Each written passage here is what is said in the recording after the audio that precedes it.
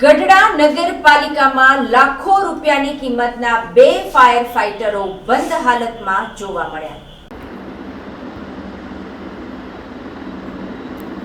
બોટાદ જિલ્લાનો ગઢડા જે જિલ્લાનો સૌથી મોટો તાલુકો છે અને ગઢડા શહેરમાં 45 થી 60 હજારની વસ્તી ધરાવતા નગરપાલિકા વિસ્તાર આવેલો છે।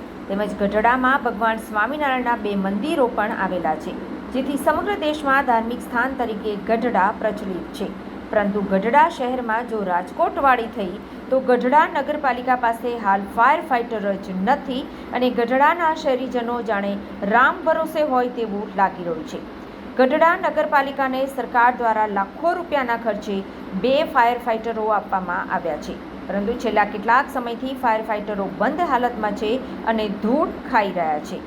ગઢડામાં આગની ઘટના ઘટે તો બોટાદથી ફાયર ફાઇટર બોલાવવા પડે છે। બોટાદ ગઢડાથી 25 કિલોમીટરના અંતરે છે, ત્યાંથી ફાયર ફાઇટર પહોંચે ત્યાં સુધીમાં તો દુર્ઘટના સર્જાઈ જાય તેવી સ્થિતિ છે અને હાલ ગઢડાના શહેરીજનો જાણે રામ ભરોસે હોય તેવું લાગી રહ્યું છે। ફાયર ફાઇટરોને મામલે ગઢડા કોંગ્રેસના કાર્યકરો તેમજ શહેરીજનો દ્વારા અનેકવાર રજૂઆત કરવા છતાં નગરપાલિકા દ્વારા ફાયર ફાઇટરો શરૂ કરવામાં આવ્યા નથી। રાજકોટની જેમ કોઈ ઘટના ન ઘટે તે પહેલાં જ ફાયર ફાઇટરો શરૂ કરવામાં આવે તેમ શહેરીજનો માંગ કરી રહ્યા છે।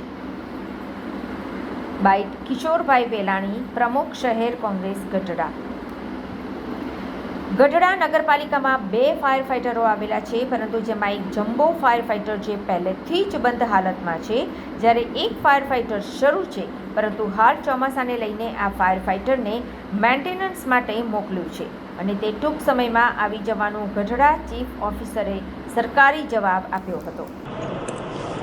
ગઢડામાં આપણે નગરપાલિકા દ્વારા ફાયર ફાઇટરો કેટલા આવેલા છે?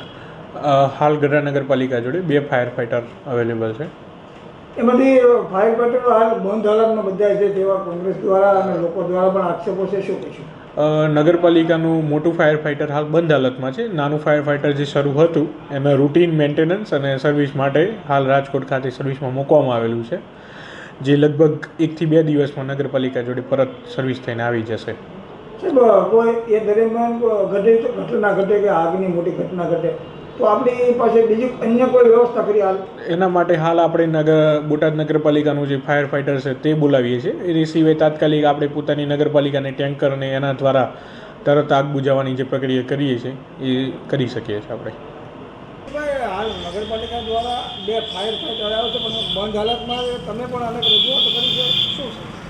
જે ગઢડા નગરપાલિકામાં સરકારે લાખો રૂપિયાના ખર્ચે 2 વાહનો લઈ અને ફાયર ફાઇટરો ગઢડા નગરપાલિકાને આપ્યા છે લોકોના ઉપયોગ માટે, પણ અત્યારે હાલની પોઝિશન એવી છે કે બંને ફાયર ફાઇટરો બંધ છે, તો કદાચ ક્યાંક ઘટના એવી ઘટી અને ક્યાંક આગ લાગી તો લોકોને શું કરવાનું? કારણ કે અહીંથી બોટાદ 25 થી 30 કિલોમીટર જેવું થાય ને તમે ફોન કરો તો કદાચ કલાક જેવો સમય વીયો જાય, તો ત્યાંથી 1 કલાકે ફાયર ફાઇટર અહીં ગઢડા પહોંચે કાં તો અહીંયા બળીને બધું ખાક થઈ જાય।